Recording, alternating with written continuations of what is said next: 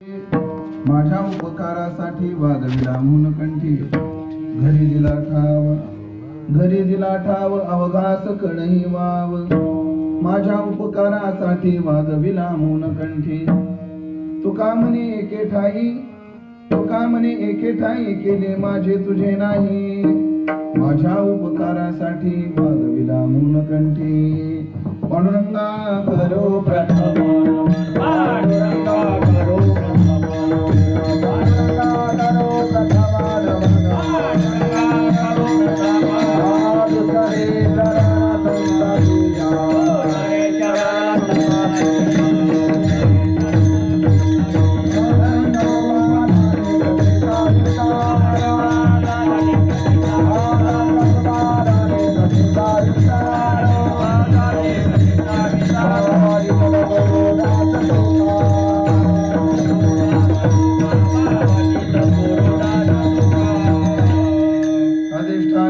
प्रतिष्ठान देखा जिथे जन्मला तो गुणातीत एका, तयाचे निनामे चुके जन्म व्यथा। नमस्कार माझा शांती श्रीकणाचा, संपाद्य ज्ञानंच विदाय भक्तिं विलोकितो येन समाधिराज। वैराग्यवंतं सुविचारयुक्तं नमामि जोगं शिरसा गुरुंतं। जयांचे केलिया स्मरण होय सकळ विद्यांचे अधिकरण, तेच वंदो श्री चरण श्री गुरूंचे ते नमस्कार आता। न लगे मरावे ऐसा ठाव दिला देवे, माझ्या उपकारासाठी वागविला मुनकंठी। सेवेकरता निवडलेला अभंग संत श्रेष्ठ जगद्गुरु श्री तुकाराम महाराज यांचा चार चरणाचा अत्यंत गोड सुंदर सर्वांच्या परिचयाचा अभंग असून, या अभंगातून जगद्गुरु श्री तुकोबाराय आपल्या अनन्य भक्तीचा त्यांना फल काय परमात्म्याने दिलं, त्यांना कोणती फलश्रुती प्राप्त झाली, त्या फलश्रुतीचा विचार सांगतायत।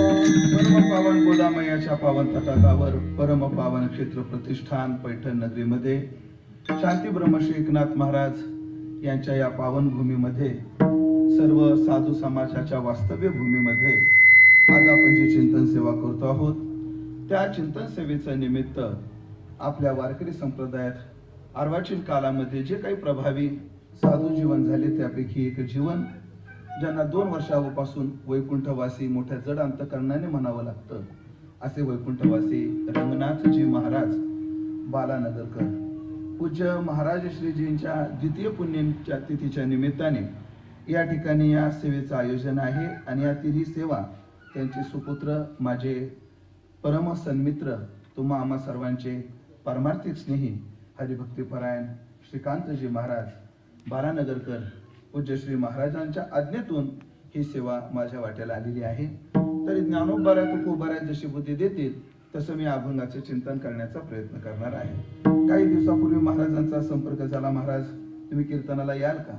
आणि मला पैठणला यायचंच होतं या काळात, कारण परम आदरणीय परमश्रद्धेय बाजीराव महाराजांना भेटायला यायचंच होतं। आणि यांचा फोन आला, मी चला एका कामात दोन्ही कामं होतील। पण आता मला प्रश्न निर्माण झालाय, मी कीर्तन करता आलो आणि कीर्तन करता करता बाजीराव महाराजाला भेटून चाललोय का बाजीराव महाराजाला भेटायला आलो म्हणून कीर्तन करून चाललोय? हा पेच मला सकाळपासून सुटलेला नाहीये। बघू आता जे काय, पण आता एकच डोक्यात दोन्ही कामं होत आहेत, यात समाधाने लॉकडाऊन आहे, डिझेलचा विचार करावा लागतो म्हणून एका कामात 2 कामं होतात, यात मोठं समाधान आहे।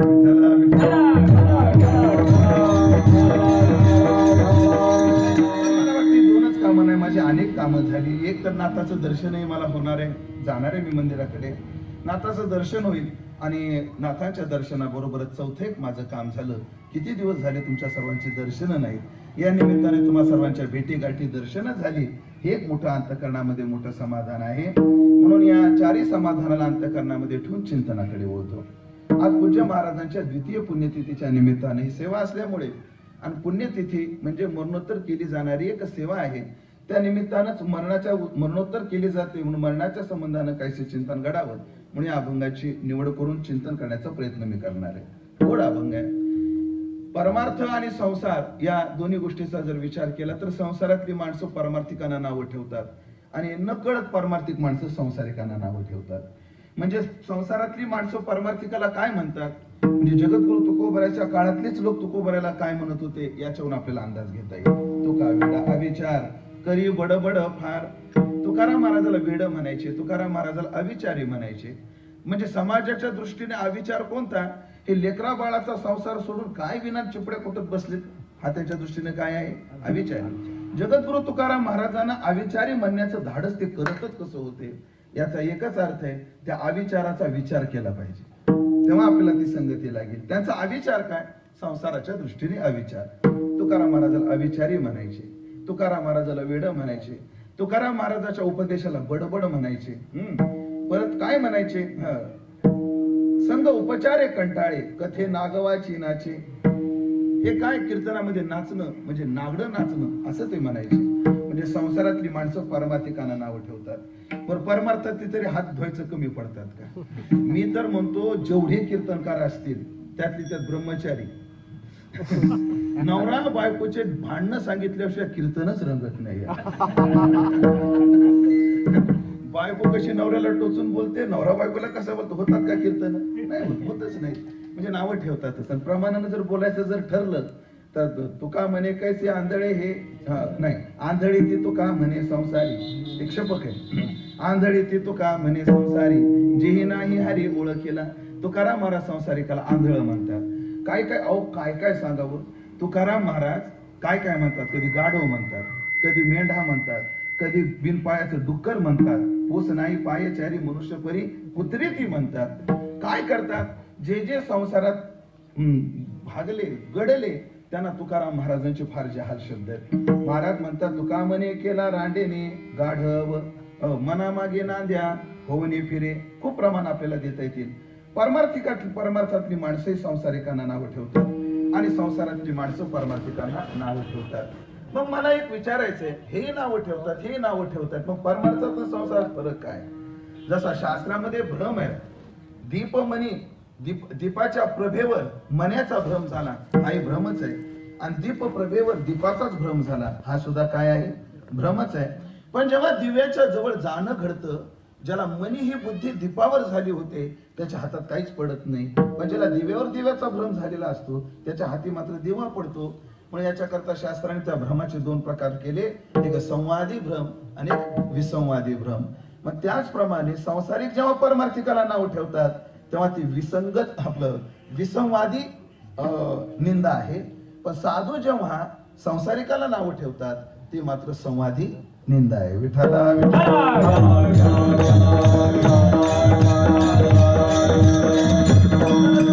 परमार्थाला अजून एक विचारतात. खूप आपल्याला मुद्दे करता येतील, खूप फरक करता येतील, पण एकच जो मला अभंगाच्या दृष्टीने पाहिजे तो मुद्दा सांगून जातो. संसारातली माणसं परमार्थिकाला विचारतात, एवढं भजन करतं तुम्हाला भजनात मिळतं काय? काय मिळालं? त्यातली त्यात एखाद्या परमार्थिकाची कोंबडी मरू द्याव, कोंबडी जरी मिळली तर लोक म्हणतात तुम्ही एवढं भजन करणारे तुमची कोंबडी कस काय मिळली? लोक विचारतात. आता आपण कोंबड्या पाळणारी नाहीत, पण काय काय वारकरी आहेत ना, पाळा लागतात बिचाऱ्याला. तेल पाण्याचा खर्च निघतो म्हणतात. बाबा काय आता आपल्याला काय माहिती नाही. तेल पाण्याचं भागत म्हणतात, जसं आपल्या नारळावर भाज्यांचं भागत तसं त्यांचं भागत म्हणतात. ऐकून मी बघा, आपल्याला काय माहिती नाही जास्त. कोंबडी सुद्धा मरू नये असं वाटतं लोकांना. परमार्थ करणाऱ्याच्या जीवनात कोणतीच अडचण येऊ नये ही सामान्य पद्धतीने लोकांची काय आहे? अपेक्षा आहे. खरं तर ती असली पाहिजे, ती काय गैरही नाहीये. पण साधू संतांची भूमिका अशी आहे की साधू संत म्हणतात देवा आमच्या जीवनात संपत्ती असो का विपत्ती असो याच्याकडे आमचं लक्ष नाही, त्या तुझं स्मरण किती याच्याकडे आमचं लक्ष. माझं होतं का विपत्ती पण पांडुरंग राहू चित्ते, त्यांचा उद्देश फक्त एवढाच आहे. पण चला, पण सामान्य माणसं विचारतात, कदाचित तुकाराम महाराजाला त्या काळात विचारत असतील, महाराज तुम्ही कीर्तन सोडून काय करतच नाही, कोणी काही तरी केले आचार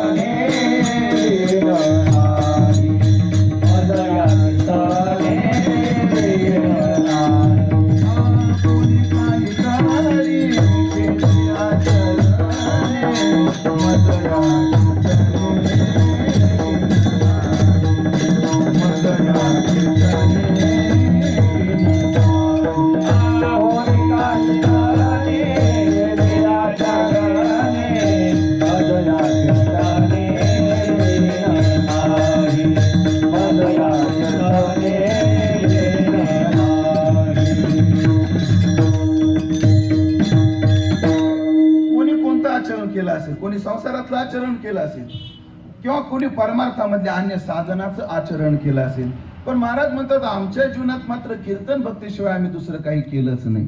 तुकाराम महाराजांनी काहीच केलं नाही. महाराज तुकाराम महाराजांना आपण जर विचारला परमार्थ करता आला, तर परमार्थ करता आला का, हा प्रश्न जर मी तुकाराम महाराजांच्या संबंधाने विचारला, तर मला वाटतं तुम्ही आपसूक तोंडातून सगळ्यांच्या उत्तर येईल करता आला. याच्यात काही दुमतच नाही, निर्विवाद उत्तर आहे.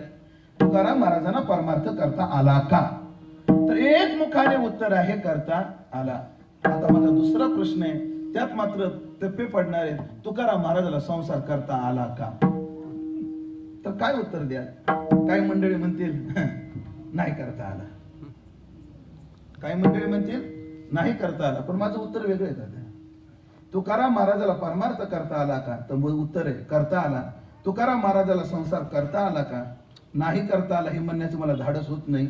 मला उत्तर सुचतं त्यांनी केला नाही. माझं उत्तर काय आहे, त्यांनी केला नाही. ठरवलं असतं तर काही करता आलं असतं. पुण्यामध्ये जोशीवाडा ही पाटी अनेक ठिकाणी ऐकायला वाचायला मिळते आपल्याला. पुण्यामध्ये जर एखाद्या सप्ताहामध्ये गेलो, जेवणाची सोय नाही झाली तर तोच आपला जात आहे जोशी वाडा. खर तर मला त्या जोशीवाड्यावाल्याचा एकही स्टॉल आता पुण्यात उपलब्ध नाही. जोशीवाड्यावाल्याचा एकही स्टॉल पुण्यात उपलब्ध नाही. त्यांनी फक्त ते नाव जे आहे जोशीवाडा याचं कॉपीराईट करून सेव्ह करून ठेवले स्वतःच्या नावावर. आणि ज्याला कोणाला स्टॉल काढायचा आहे तो त्याला भाडोत्री ते नाव देतो.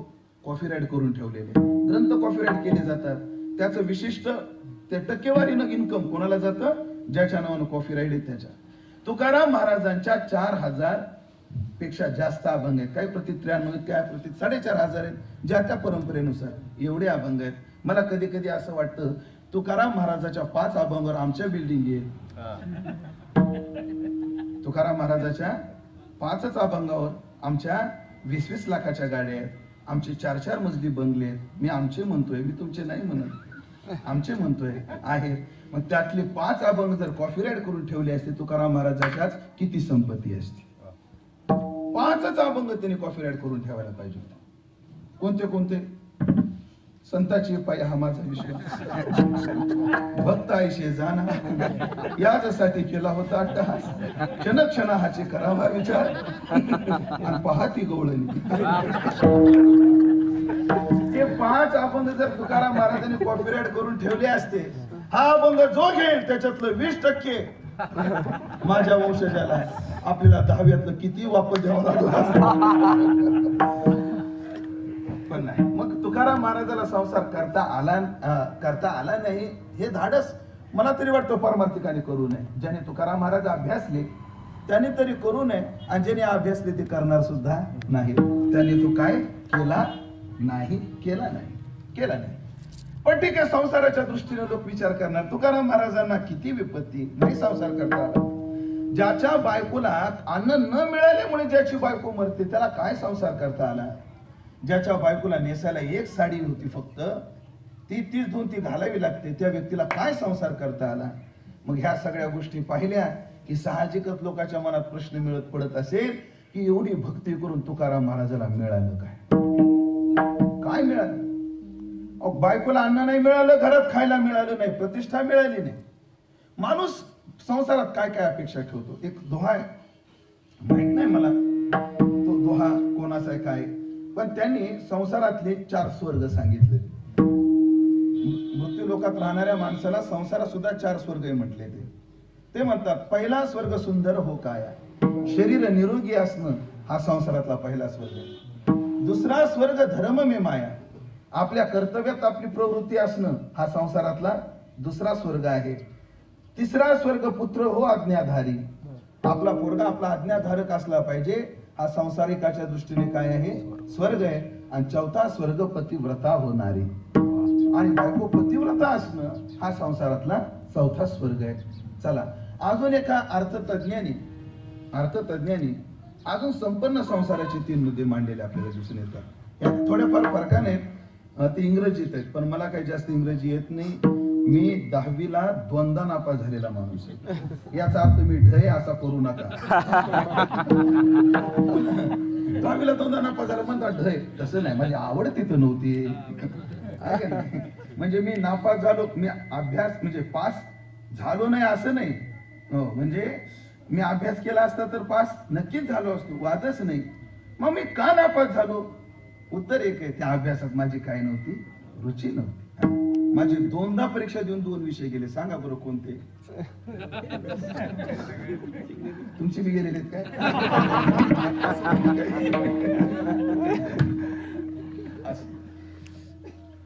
पण मला त्या वक्त्याचे ते शब्द फार आवडले म्हणून मी ते पाठ केलेले. मला इंग्रजी येत नाही. त्यांनी 3 वक्ते 3 शब्द सांगितले ते संपन्न संसाराचे, हेल्थ, वेल्थ आणि रिलेशनशिप, असे 3 शब्द आहेत. तुमचं शरीर कसं आहे, तुमच्याकडे संपत्ती कशी आहे आणि तुमचे संबंध कोणाकोणाशी आहेत, यावरून व्यक्तीची संपन्नता ठरत असते.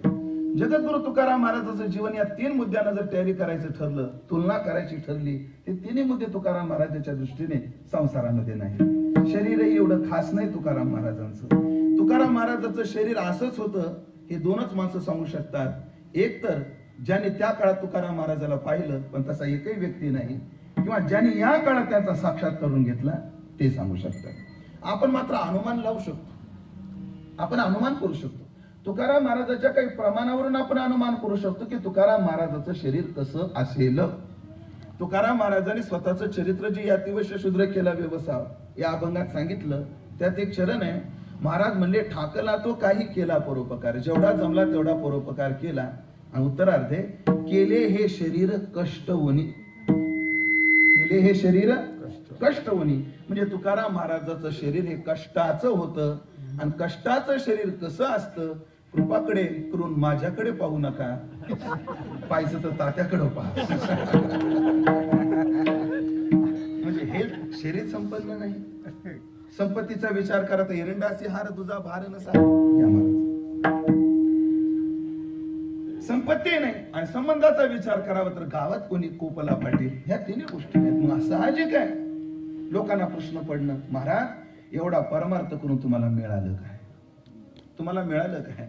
पण एक आहे, संसारातली माणसं बोलत राहतात पण परमार्थिकाने आपल्या भूमिकेवर ठाम असलं पाहिजे, ठाम असलं पाहिजे. परवाची गोष्ट आहे, अगदी 5-6 दिवसापूर्वीची गोष्ट आहे. आपले एक महाराज आहेत, त्यांनी 2.5 कोटीचा बंगला बांधला. किती? 2.5 कोटीचा बंगला बांधला. त्यांचा एक भक्त मला भेटला, महाराज तुम्हाला अजून 2.5 लाखाचा बांधता नाही आला. पण मी म्हणलं नाही जमलं, कुठे त्यांच्या तोडी नादी नाही लागलो, नाही नादी लागलो, लागूही नाही. आणि एक सांगू का, कोणाशी तुलना, एखाद्या व्यक्तीशी आपली तुलना करणं म्हणजे आपल्यापेक्षा त्याला मोठं समजणं असतं, किंवा आपल्या मोठेपणाविषयी साशंकता असणं याचं ते द्योतक असतं. तुलना नाही करायची, आपण आपल्या ठिकाणी मस्तीत राहायचं. पण मी त्यांना एक बोललो, मला नाही न करता आलं, मला बंगला नाही बांधता आला. पण मी दरिद्री असं नाही, मला बंगला नाही बांधता आला, पण मला दिवस एखादाच गेला तर चुकतो, नाही तर रोज बंडाचा त्याचा फोन येतो, ते माझ्यावर प्रेम करतात, हे कमी संपत्ती का? एखादा दिवस चुकत असेल, नाही तर रोज त्याचा फोन मला असतो. कधी कामाच्या निमित्ताने असतो तर कधी कधी काय चाललंय महाराज, महाराज मी एवढा भाग्यवान आहे, एवढा भाग्यवान. हे भाग्य किती लोकांना आहे. आज महाराष्ट्रातले विद्वान म्हणून ज्यांच्याकडे पाहिलं जातं, चंद्रशेखर महाराज, त्यांचा एखादा उत्सव असला की आपल्याला फोन करतात. ही श्रीमंती कमी आहे, बरं जाऊ द्या, कीर्तन वय लौकिक आहे, पण ही मंडळी माझ्याविषयी प्रेम करतायत म्हणून साधूच्या हृदयात बंगला बांधता आला मला, तर ही बंगले काय यात मी समाधानी. आपण आपल्या भूमिकेवर ठाम असलं पाहिजे. बाबांनो ऐका, पण कधी कधी काय बोलावी ना, एक खूप गोड कल्पना आहे कवीची. एक सुभाषित आहे, आता ते सुभाषित मला आठवणार नाही. का आठवणार नाही? कारण वाचलंय, फक्त पाठ केलेलं असेल. पण भावले गोडे महाराज, खूप गोडे. सगळ्या कोकिळा बसल्या होत्या. आता काका कृष्ण पिक कृष्ण, कावळाही काळा असतो आणि कोकिळेही काळीच असते. सगळे कावळे बसले होते, कोकिळा बसल्या होत्या आणि त्याच्यात एक कावळा होता. तो कावळा बसलेला होता, तो कवी रस्त्याने चालला होता. सगळ्या काळ्या कोकिळेमध्ये एक कावळा बसलेला होता. त्या कवीनं त्या कावळ्याला सांगितलं, हे कावळ्या इकडे, काय तोंड उघडू नको, तू तोंड उघडू नको. म्हणजे का? तू कोकिळेच्या बैठकीला बसण्यामुळे सगळे लोक तुला कोकिळ समजायला लागलेले. तू तोंड उघडलं की तुझी चव जाईल. पण बऱ्याच कावळ्याला हे कळतच नाही. ते जोपर्यंत असे शांत असतात वाटतं लय मोठे महाराज जाते, तोंड उघडलं की संपलं. एक विनोदी सुभाषित आहे, माणसानं कसं वागावं म्हणे, ज्यांना व्यवहारामध्ये काही नसताना प्रसिद्ध व्हायचं असेल, काहीच नसताना आपलं पोट भरायचं असेल तर काय करावं म्हणे. काही लोकांना वेद पाठ असतात पण त्याचा अर्थ कळत नाही, पण काहीला अर्थ कळतो पण पाठ नसतात. ज्याला अर्थ कळतो त्याला पंडित म्हणतात, आणि ज्याला वेद नुसता पाठ असतो त्याला वैदिक म्हणतात. तो कवी म्हणतो यत्र वैदिका तत्र पंडिता. जिथं सगळे वेद पाठ असणारे आहेत तिथं म्हणत जावं, मला वेद पाठ नाही पण वेदातलं ज्ञान आहे मला. यत्र वैदिका तत्र पंडिता, यत्र पंडिता तत्र वैदिका. जिथं वैदिक आहे तिथं म्हणावं मी पंडित आहे. यत्र पंडित जिथं पंडित आहे तिथं म्हणावं मी वैदिक आहे. यत्र चोभयम, जिथं वैदिकही आहे आपलं, यत्र चोभयम, जिथं वैदिकही आहे पंडितही आहे तिथं म्हणा नो भयम. वैदिकही नाही पंडितही नाही, आणि जिथं वैदिकही नाही तिथं पंडित नाही तिथं काय म्हणा चोभयम. यत्र चोभयम तत्र नो भयम, यत्र नो भयम तत्र चोभयम. असं हे सांभाळता आलं पाहिजे. हे सांभाळलं तरी माणसं जगतील, माणसं काय अडचण नाही. पण कावळ्यांना कळत नाही हे सांगत होतो. कावळ्यानं तोड उघडू नको कावळ्या. आता असं दृश्य पुढं होतं, पण दृश्य थोडं बदललेलं होतं. सगळे कावळे बसले होते आणि त्याच्यात एक कोकिळ बसलेली होती. तो कवी त्या कोकिळीला म्हणतो, अगं तोंड उघड, तोंड उघड. जो कवी आधी कावड्याला गप्प बसण्याचा सल्ला देत होता तोच कवी पुढे त्या कोकिळीला म्हणतो तू तोंड उघड. त्या कोकिळ्यानं विचारलं का तोंड उघडू, तेव्हा तो कवी म्हटला, अगं सगळे कावळे बसल्यामुळे लोक तुलाही कावळाच समजायला लागले, तू तोंड उघडून तुझा परिचय दे. म्हणून आम्ही परमार्थात किती उंचीचे आहोत हे कधी तोंडानं सांगू नये. पण जेव्हा कधी कधी कावळ्याच्या बैठकीला बसल्यावर तोंड उघडावं लागत असेल, आणि जेव्हा तुकोबरा कावळ्याच्या बैठकीला बसतात, एरवी देवासमोर असतात, संताजवळ असतात, तेव्हा म्हणतात मी तुमचा दास आहे, मला तुमच्या दासाचा दास करून ठेवा. तुकोबराची नम्रता आहे. पण जेव्हा तुकोबरा सारखी महात्म्याशी कावळ्याच्या बैठकीला असतात तेव्हा आणू रेणू या थोकडा, तो का आकाश आहे एवढा, तो का म्हणे आम्ही विधीचे जनित, तो उघडावं लागतं. म्हणून आम्हाला परमार्थात काय मिळालं, आपण आपल्या परमार्थाच्या भूमिकेमध्ये ठाम जरी असलो कधी कधी तोंड उघडावं लागतं. जेव्हा हा समाज सांसारिक दृष्टिकोन डोळ्यासमोर ठेवून विचारतो की बाबा तुम्हाला परमार्थात काय मिळालं, तुम्ही ज्याची सेवा करता त्याने तुम्हाला काय दिलं, मग तेव्हा म्हणावं लागतं न लगे मरावे,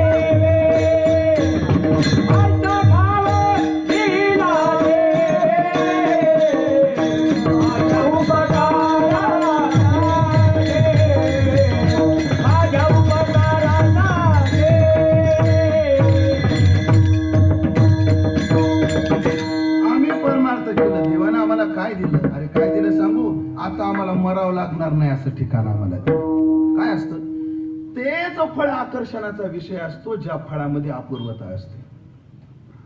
ज्याच्यात काय आहे अपूर्वता आहे. जर तुम्ही माझं एखादा उपर्ण पाहिलं, मला विचारलं सोमनाथ महाराजांनी, महाराज ही उपर्ण कुठे भेटतो, ते जर पैठण मध्ये जर भेटत असतं त्याने विचारलं असतं का नाही. ते जर आळंदीत भेटलं असतं त्याने विचारलं असतं का नाही. ज्या अर्थी एखाद्या गोष्टीकडे आकर्षण होतं तेव्हाच होतं जेव्हा अपूर्वता असते. आणि धोत्राबद्दल नाही विचारणार कोणी, कारण आमच्या अंगा ह्याच्यापेक्षा भारी न्याला काय विचारू. जो फळ अपूर्व असतं तोच आकर्षणाचा विषय बनतो. तुकाराम महाराजांनी परमार्थाची फलश्रुती अनेक ठिकाणी अन्य पद्धतीने सांगितली, पण इथं मला जे पाहिजे तेवढ्या मुद्द्याने सांगतो की आता मला मरावं लागणार नाही. हे फळ मिळालं, हे फळ अपूर्व आहे का? नक्कीच अपूर्व आहे. ह्याच्यात अपूर्वता आहे. अपूर्वता म्हणजे नाही, पूर्वी म्हणजे अन्याकडून किंवा ह्याच्या आधी कोणाला मिळालेलं नाही. अपूर्व पण हो अपूर्व आहे, कारण हे कुठंच मिळत नाही. मरावं लागणार नाही असं ठिकाण संसार देऊच शकत नाही. उलट तो काय करतो, मरती मेली नेनो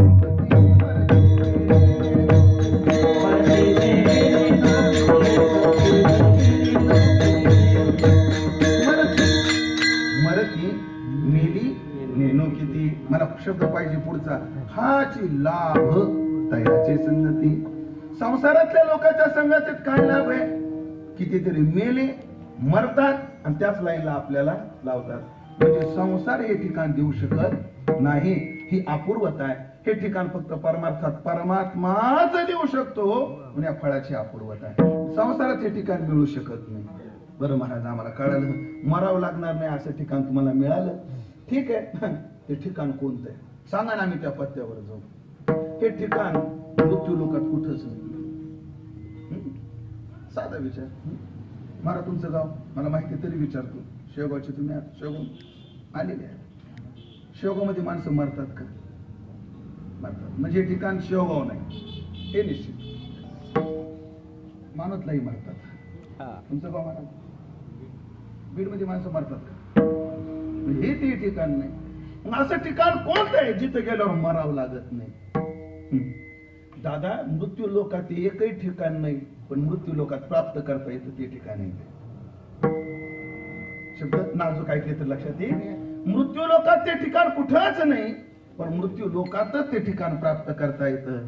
ते ठिकाण कोणतं आहे? जरी कोणी पैठणला राहत असेल, कोणी बीडला राहत असेल, कोणी शेवगावला राहत असेल, कोणी परभणीला, कोणी बीडला, कुठेही राहत असतील, पण सगळे आपण एकाच नगरीचे आहोत आणि ती नगरी म्हणजे देहपुरी आहे.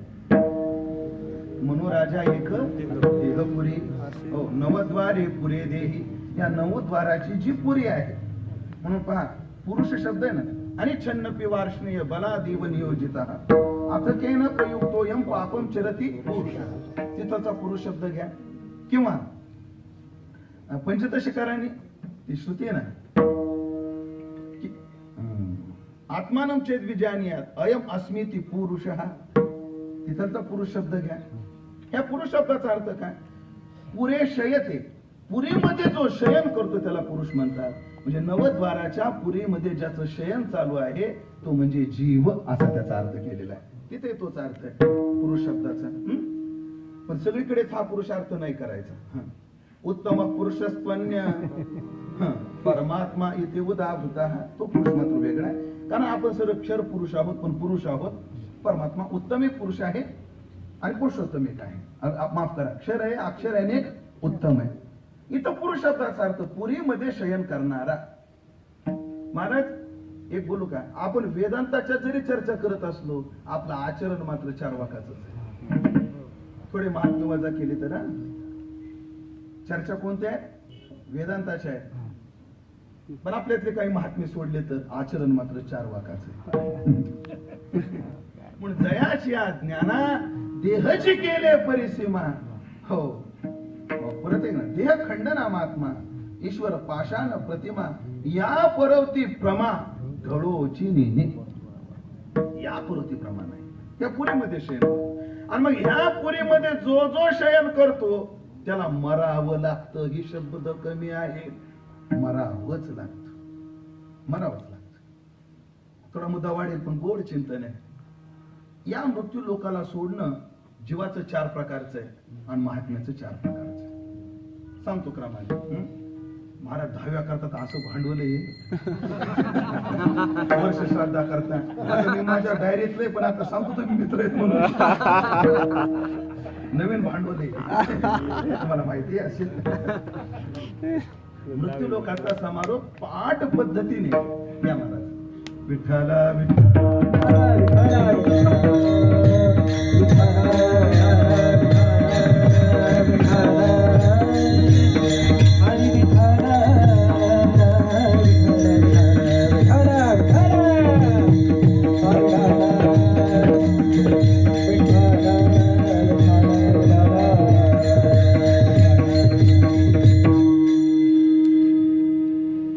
लोकातील व्यक्तीच्या समारोपाचे 8 प्रकार आपल्याला पाहायला मिळतात. 4 जीवाचे आणि 4 सत्पुरुषाचे म्हणून महात्म्याचे.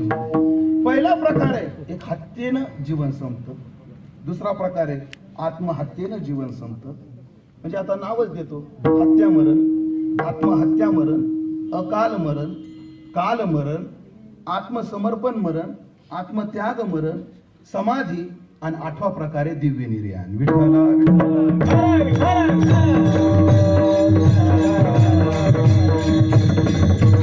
प्रकारे एखाद्याची हत्या होते आणि त्याला मरण येतं, हे हत्या मरण. काही लोकांची हत्या होत नाही, ते आत्महत्या करून घेतात. आणि आतापर्यंत असा भ्रम होता अविचारी माणसं आत्महत्या करतात. पण प्रकाश आमटेच्या सुनाने ज्या दिवशी आत्महत्या केली त्या दिवशी कळायला लागलं विचारी माणसे आत्महत्या करतात. हत्या आहे, दुसरी आहे आत्महत्या, तिसरं आहे अकाल मरण. वय नसतं पण मरण आलं, ते अकाल मरण आहे. आणि मला वाटतं या 3 गोष्टीतून माणूस चुकलाच. आमर थोडीच होतो, काल मरण येणारच. हे काल मरण, हे जीवाचं मरण आहे. सत्पुरुषाचं पुन्हा 4 प्रकारचं मरण आहे. निर्याण आहे मरण म्हणायचं. मी आता ते क्रमानं आलंय म्हणून क्रमात आहे म्हणून मरण म्हणतोय. शास्त्रामध्ये असं आहे की वेदाला महाभारताला 5वा वेद म्हटलं. भारतो पंचमो वेदा. हो, मनश्रेष्ठानी इंद्रियानी. मन हे इंद्रिय आहे का याच्या शास्त्रात खूप वाद आहे, खूप वाद आहे. मनाला इंद्रिय मानायचं की नाही. खरं तर आपल्याकडे मनुस्मृती आदी ग्रंथामध्ये दशेंद्रिय मनोध्यक्ष तो 10 इंद्रियाचा मालक आहे. किंवा गीतेने म्हणे मनश्रेष्ठानी इंद्रियानी. 6वं मन इंद्रिय काय आहे? मन आहे. पण वेदांतातलाच एक वर्ग असा आहे ते मनाला इंद्रिय मानायला तयार नाही. मग ते 6वं इंद्रिय का म्हटलं? ते म्हणा हा अचानक विस्तार का कशाला ते लक्षात घे. त्याच्या उत्तरात त्यांनी सांगितलं यजमान पंचम यजमाना इडाम भक्षताम असं वेदामध्ये आलं. वेदामध्ये काय आलं? 5व्या यजमानाने इडा भक्षण करावं. खरं तर नियम असा आहे 5 ब्राह्मणाने तर यज्ञात उरलेला इडा हा एक प्रकार असतो, प्रसाद असतो, तो भक्षण करायचा असतो. कोणी? 5 ब्राह्मणांनी. त्याच्यामध्ये 4 वेदाचे होता उद्गाता असे जे 4 प्रकार आहेत हे 4 ऋत्विज असतात. एखादा यज्ञ करताना त्या 4घाने खायचा असतो. पण विधानाले 5व्यानं खायचे, 5 जणांनी खायचे. आणि ब्राह्मण तर किती आहेत? 4 आहेत. मग पूर्वमीमांसेने संगती दिली. 5 जणांना खा म्हणून सांगितलंय ना, मग त्या यज्ञाचा जो यजमान आहे त्याला 5वं धरा. मग तो क्षत्रिय असला तरी त्याला 5वा ब्राह्मण म्हणा, त्याला हा याच्यातला प्रसाद द्या. किती झाले? 5. मग 5वा तर ऋत्विज नाहीये, ब्राह्मण नाहीये, पण त्याला का धरलं? वेदानं 5 म्हणल्यानं संख्या पूर्ती करण्याकरता 5वं म्हटलं. तसं इंद्रिय 5च आहेत, पण गीतेच्या तोंडातून श्रेष्ठ निघालं ना, मग संगती लावण्याकरता मन घेतलं म्हणे, इंद्रिय नाही म्हणले. म्हणजे अब्राह्मण असणाऱ्याला ब्राह्मण म्हटलं त्या नियमात, तसं इंद्रिय नसणाऱ्याला इंद्रिय म्हटलं. हे ध्यानात ठेवा. आता विस्तार का केला? मला 8 प्रकारचं मरण सांगायचं. समाधीला आणि निर्याणाला मरण म्हणता येणार नाही, पण संख्या पूर्ती करायची म्हणून मरण म्हटलं. विठ्ठल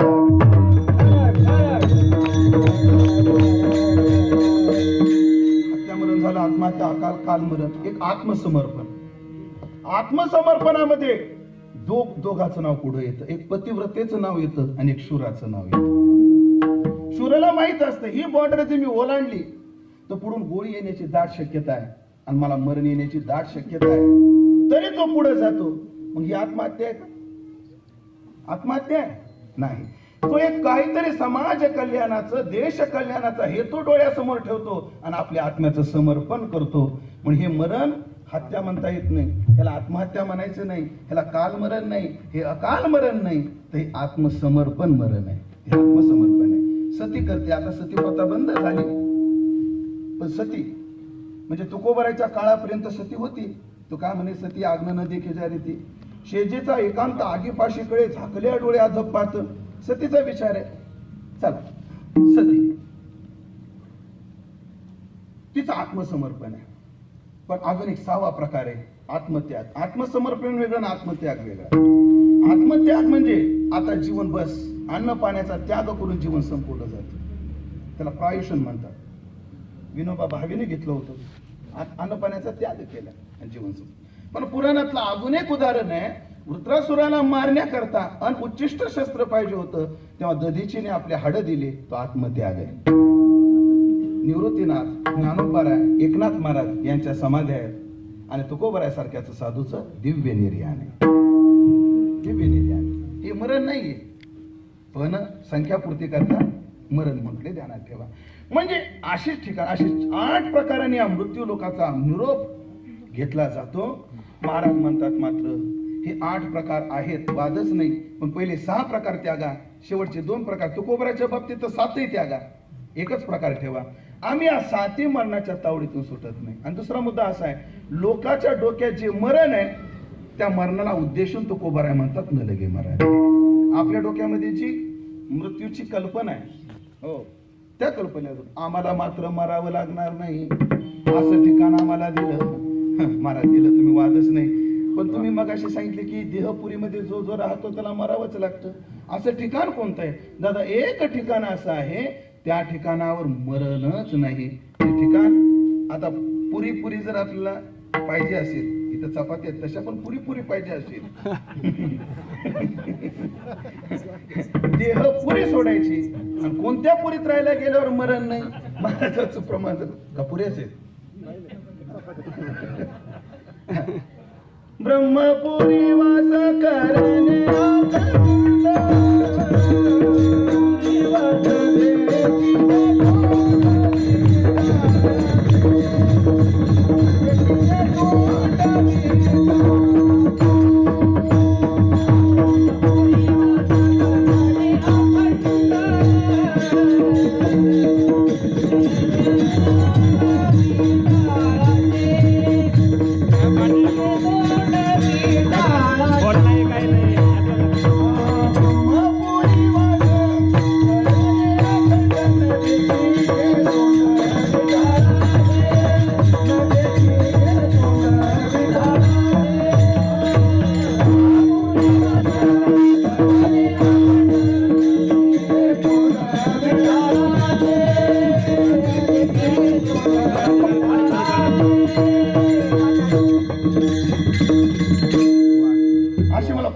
देता येतील की ते ठिकाणी तिथं मरण नाही. ब्रह्मपुरीमध्ये वास्तव्याला गेल्यानंतर कोणताच विटाळ नाही, अन्यत्र विटाळ नाहीतच नाही, कर्माचा विटाळ नाही, वासनेचा विटाळ नाही, पापाचा विटाळ नाही. हे विटाळ नाहीत, मग कारणच नष्ट झालं तर ह्या विटाळापासून निर्माण होणारे जन्ममृत्यूचे विकार ते तरी कुठे शिल्लक राहिलं? ते नाही. आता आघाताचा नलगे वारा क्षीरसागराशय सगळ्यांना पाठ असणारं प्रमाण जर द्यायचं ठरलं तर तुकाराम महाराज म्हणतात, आघात वेगळा असे ठाव हा निराळा. तो कोणता ठाव आहे? उंच देवाचे चरण, म्हणजे देवाचं स्वरूप. असं ठिकाण आम्हाला देवाने दिलं. न लगे मरावे ऐसा ठाव दिला देवे. कोणी दिला? देवाने दिला. एरवी कोणी देऊ शकत नाही. मृत्यू लोकात तर कोणीच देऊ शकत नाही. आपल्याला वाटतं पण आपणही देऊ शकत नाही. का देऊ शकतो? नाही. गाथा मंदिराचं काम चालू होतं, जुनी गोष्ट आहे. तात्यासोबत आम्ही एका सावकाराच्या घरी गेलो. फार मोठा बंगला, त्याचा श्रीमंत माणूस. तात्या आम्ही गेलो.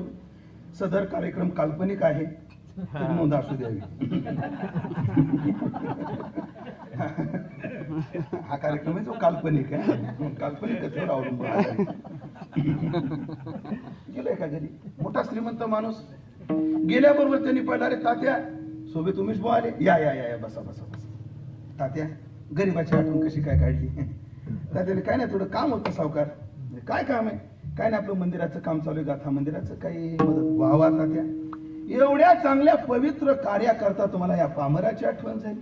वादच नाही. बसा बस. तेवढं बघा, दूध आण 2 कप. बायकोला तिने आवाज दिला. आम्ही बसलो आणि बसल्यानंतर मला तिने चेकबुकच समोर टाकलं. लिहा तात्या काय आकडा लिहायचा तो. तात्या सरकायचे माझ्याकडं.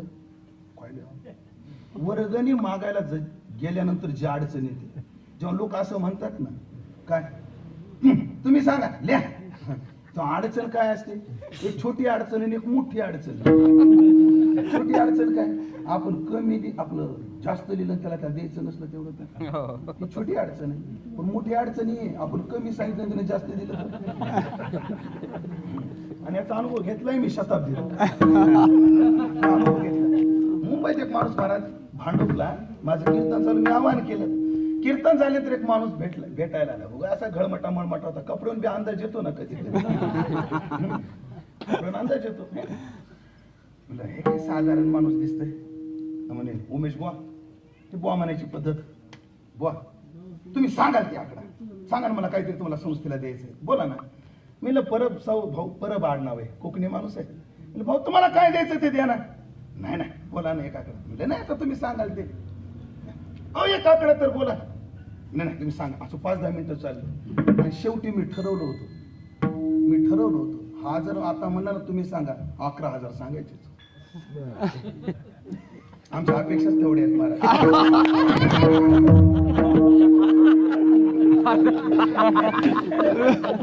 या अपेक्षेचा विचार करून एवढी आता आपण किती लिहायचे? 11 असं मी गृहीत कृत्य केलं. पण एकदा जाता एकदा म्हणलं नाही भाऊ तुम्ही सांगा काय असेल ते. 1 लाख दिली तर चालतील का? आणि मग मला त्या दिवशी कळालं दम धरल्यावर किती फायदा. दम धरल्यावर लय फायदा आहे. दम धरायचा फक्त. तुम्ही आज्ञा दिली तर बोलतो एक वाक्य. बोलू का एक वाक्य? महाराज बंद करू का? नाही कोण ठरवून घेणारे आणि ठरवून न घेणारे. तुम्ही अजून अभ्यास करा. ठरवून घेणारे 2-4 जण जर सोडले तर न ठरवून घेणाऱ्याकडेच संपत्ती जास्त आहे.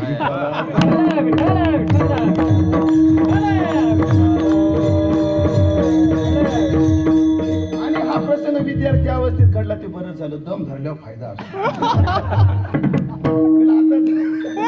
तिने 1 लाख बरं झालं गप्प बसलो. ह्या अडचणी असतात. आता ते चेकबुक तिथून आपण तात्या माझ्याकडे मी तात्याकडे. शेवटी तात्याचे डोळे लवकर मोठे होतात. शेवटी मी विचार केला आता काय द्यावं म्हणून मी 1चा आकडा टाकला. सुरुवात 1चा आकडा टाकला. त्याच्यावर 1 0 दिला. त्याच्यावर 1 0 दिला. त्याच्यावर 1 0 दिला. किती झाले? 1,000 झाले. 1000 काय होते या काळात? अजून 1 0 दिला. 10,000. म्हणजे आपण ज्या सोप्यावर बसलो तो सोपाच 60-70 हजाराचा आहे. 10,000 काय होते? मी धाडस केलं बाबा अजून एक आकडा टाकला. किती? 1 लाख. पण त्या चेकवर सगळा आकडा लिहिलं. उभी रेष आणि काढवी रेष ओढायची असते. मी ओढलीच नाही. मला वाढला तर वाढला 0.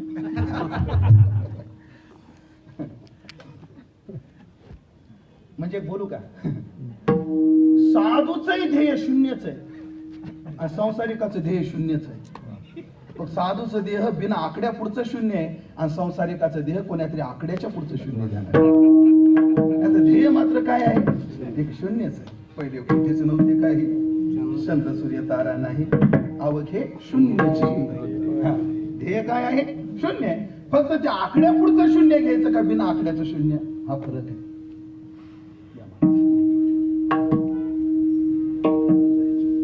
0 मी वाढला तर वाढला एक राहत आकडा. तो सावकारी मोठा उदार. त्याने ते चेकबुक घेतलं. काय उमेश महाराज मागून 1 लाख काय किंमत केली माझी तुम्ही? आणि इकडे पेन. तिने अजून 1 0 दिला. बोला केलं 10 लाख. आश्चर्य झालं. तिने अजून 1 0 दिला. अरे बापला आजीची आला वे ब्रह्मांड ठिंगण.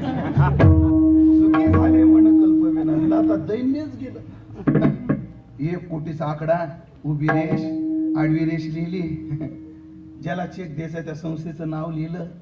जो देणार आहे त्यानं अक्षरी लिहिलं. फक्त 1 राहिलं होतं. तुम्हाला माहिती आहे?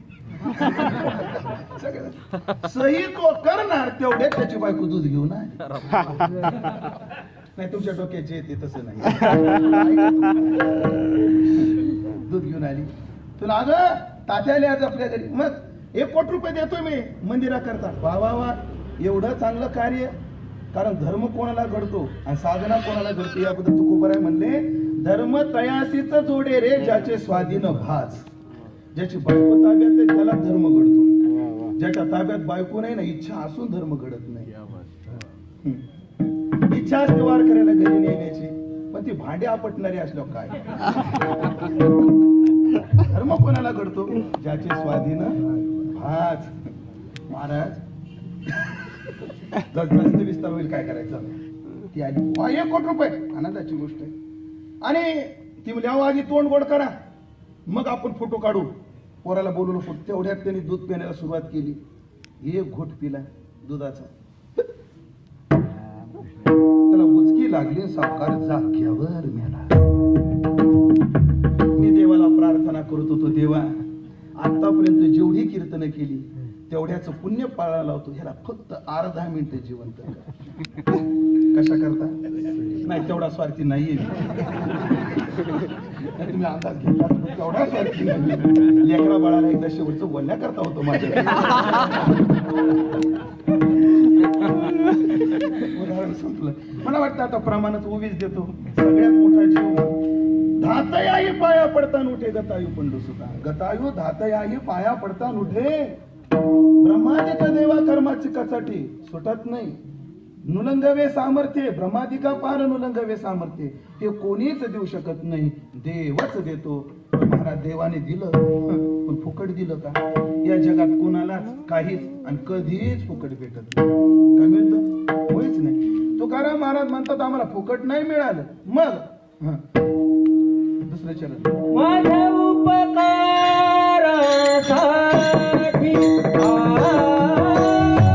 माझ्या उपकारासाठी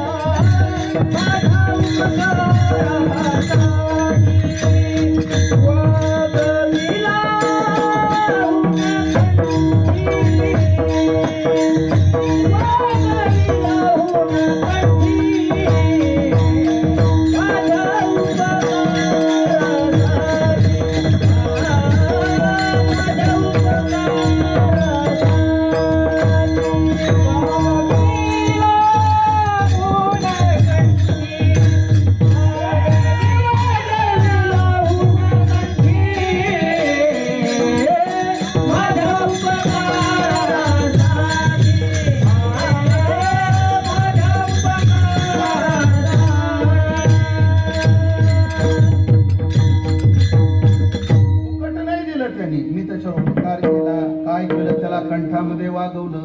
कंठात वागवलं म्हणजे त्याचं नाव घेतलं, एक अर्थ करा. किंवा एका कंठीधरीला कृष्णमणी जसं आहे ना, तसं त्याचे 2 अर्थ करतात बघा परंपरेने. कृष्णमणी म्हणजे काळा मणी गळ्यात धारण केला. आणि काळा मणी गळ्यामध्ये कधी येतो, बाईचं जेव्हा लग्न होतं तेव्हा. आणि त्या काळ्या मण्याचा अर्थ काय असतो, हा देह आता कोणाला तरी समर्पित आहे. समर्पणाचं प्रतीक म्हणजे तो काय आहे, काळा मणी आहे. आम्ही कंठामध्ये त्याला धारण केलं म्हणजे कृष्णमणी धारण केला, म्हणजे त्याच्यावर आम्ही जीवन समर्पित केलं. त्याच्याकरता तो खुश झाला. एक श्लोक सांगतो, त्या 2 ओव्या सांगतो, म्हणजे विषय पूर्ण होतो. तेषां सतत युक्तानां भजतां प्रीतिपूर्वकम.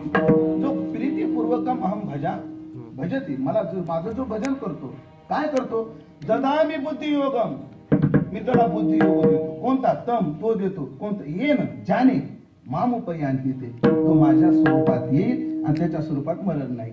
म्हणजे माझ्या उपकारासाठी वागविला मूनकंठी.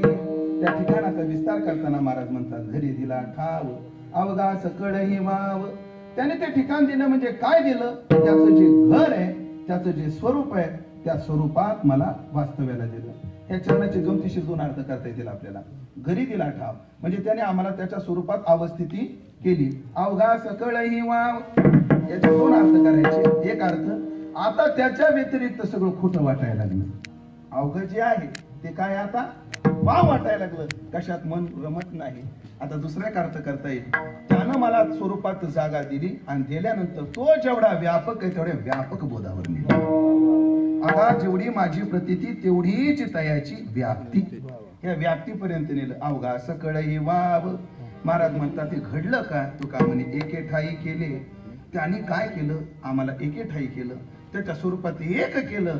माझे तुझे नाही ठेविले. द्वैत शिल्लकच ठेवलं नाही. एक व्यवहारातली कोटी सांगतो आणि आता समारोप करतो. बरेच लोक गोड बोलतात पण घरच दाखवत नाही. सुरुवातीतून गोड बोलतात पण घर दाखवत नाही. असे अनुभव आपल्या गावोगावी येतात. गोड बोलतात पण घर दाखवत नाही. काय घर दाखवतात पण घरी नेत नाही. महाराज लिंबा झाडे का त्याच्या पलीकडे आपलं या मग मला घरी नेतात दाखवतात पण घरी नेत नाही. काय घरी नेतात पण मुक्कामाची व्यवस्था करत नाही. राहायला जागा देत नाही. असे किती बंगले दाखवू तुम्हाला? अण्णा म्हणायचे जनार्दन पवार, आम्ही प्रवास करत असताना झोपडीतले श्रीमंत आणि बंगल्यातले भिकारी खूप भेटतात. झोपडीतले श्रीमंत आणि बंगल्यातले भिकारी. हो, मोठे मोठे बंगले पण वारकायला राहायला जागा नाही बघ. आणि आपली पंचायत तर अशी असती काय सांगायच्या. गावात कार्यक्रमाला गेलो आणि कीर्तन झालं. लोकांची एकच अपेक्षा, महाराजांनी कीर्तन झालं 5-10 मिनिटं बसाव गाडी बसून निघाव. झाला झाडा फाडा तो का म्हणे गेली पिढा.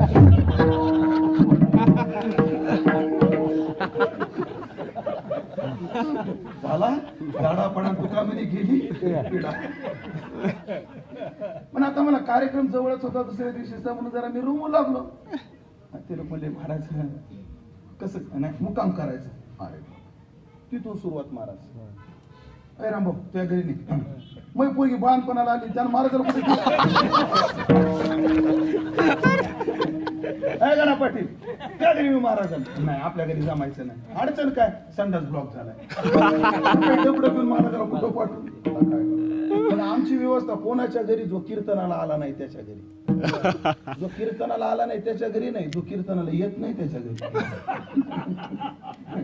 मुख देखून विरक्ताचे सचेल.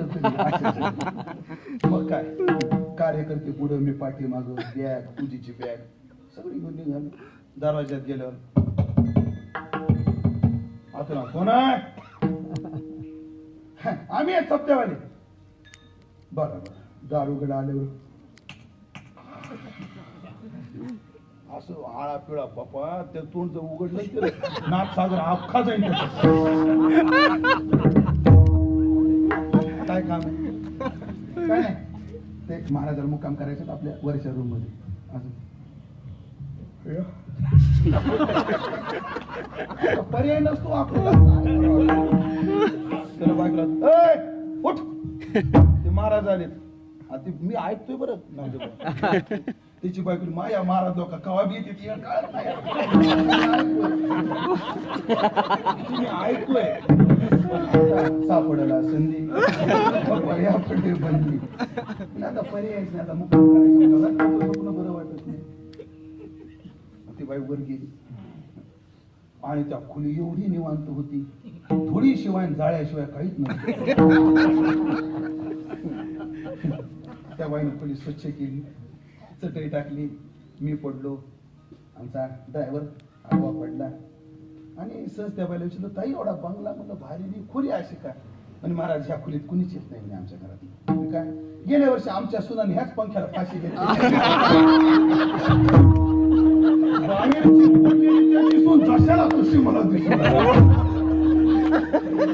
बरं या लोकांनी परमार्थी कामापुरता पाठ केलेलं. मग असल्या खोलीत आमची व्यवस्था केली का? काय होतंय महाराज धुंदुकारी नाही का भूताच्या वाड्या. पण असे बंगल्याचे भिकारी लय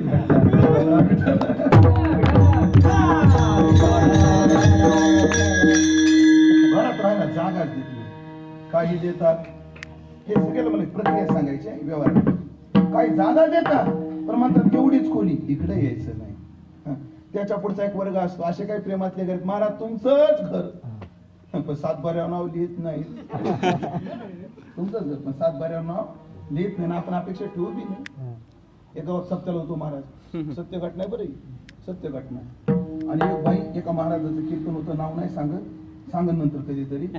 आणि ती बाई घराचे तोरण पडदे ते लावलेली, ते नाही का ते भावलं टाकून असं लटकी ते वर ते तुम्हाला आलंच असं नाही लग्नात रुपवतात ते सगळं असं लावलेलं तर ती काढीत होती. म्हणजे ताई लोक साधू संत आल्यावर लावतात आणि तुम्ही काढतात काय? म्हणजे महाराज आजचा महाराज लय कठीण आहे म्हणजे आले की मध्ये हे दे ते दे ते यायच्या आधी सगळं लपवावं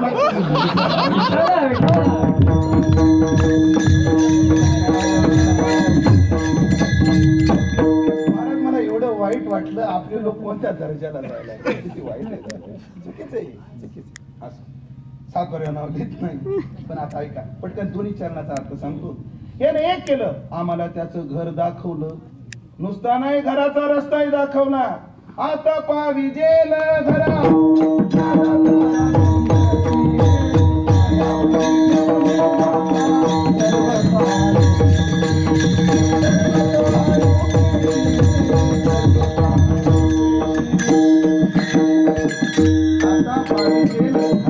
त्यांनी घर दाखवलं, त्याच्या स्वरूपाचा परिचय करून दिला, तिथं राहायला जागा दिली.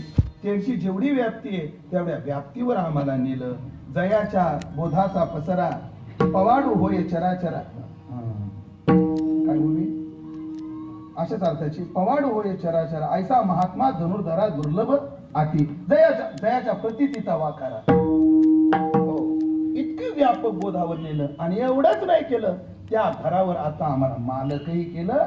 मग त्यांच्याबद्दल शब्द आहेत, कैवल्याचा अधिकारी, मोक्षाची सोडी बांधी करी. अधिकारी म्हणजे मालक. तो म्हणेल तो जेवती वास पाहे, तेवती सुखाचीच सृष्टी होय. तो म्हणेल ते तर आहे महाबोध. अशा मालकीवर आम्हाला नेलं. एवढे उपकार आम्हाला देवानं केले, एवढं आम्हाला दिलं. आणि फुकट तुम्ही म्हणता देवानं काय दिलं? विडोबा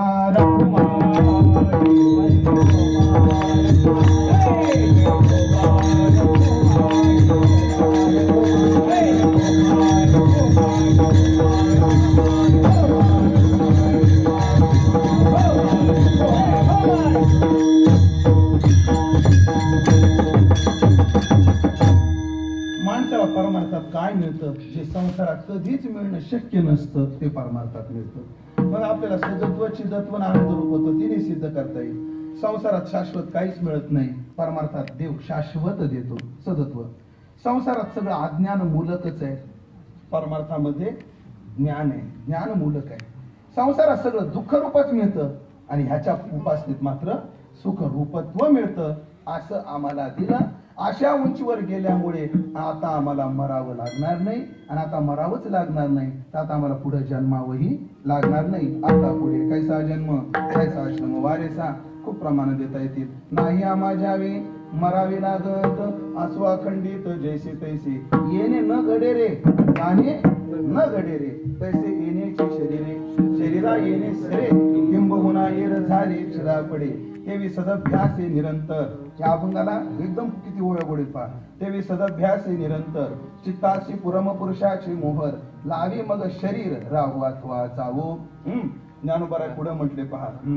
सरितेचे निओघे सिंधू जळा मिल्ले घोगे ते काय वर्तत आहे मागे म्हणून पाहू येते ना.